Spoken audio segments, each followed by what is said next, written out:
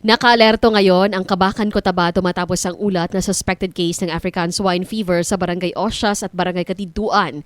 Agad na isinagawa ng Office of the Municipal Agriculturist ang swine depopulation ng pagpatay sa mga apektadong baboy sa Barangay Osias upang mapigilan ang pagkalat ng virus. Sa ulat ni Municipal Veterinarian Dr. Luis Faith Mosquera, sumailalim na rin sa blood collection ang mga baboy sa Katintuan na nagpapakita ng sintomas habang pansamantalang ipinagbabawal ang paglalabas sa anumang alagang baboy mula sa dalawang nabanggit na barangay. Dahil sa banta sa lokal na industriya ng pagbababoy, agad na nagpatawag ng emergency meeting si Mayor Evangeline Pascua Guzman kasama ang punong barangay at agriculture officials.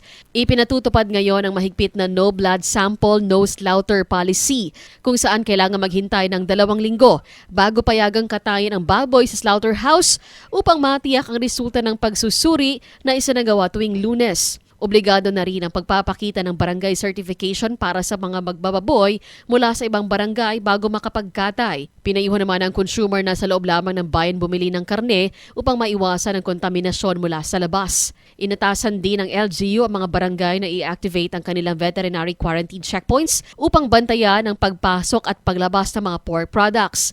Nakiusap ang alkalde sa mga hog raisers na paigtingin ang biosecurity sa kanilang kulungan at huwag magpakain ng kaning baboy na isa sa mga pangunahing mitsa ng ASF. Nabatid na pinakaunang tinamaan ng kaso ng ASF sa ika-4 na incursion ang bayan ng Mlang. Cherry May Tapia, NDBC Bida Balita.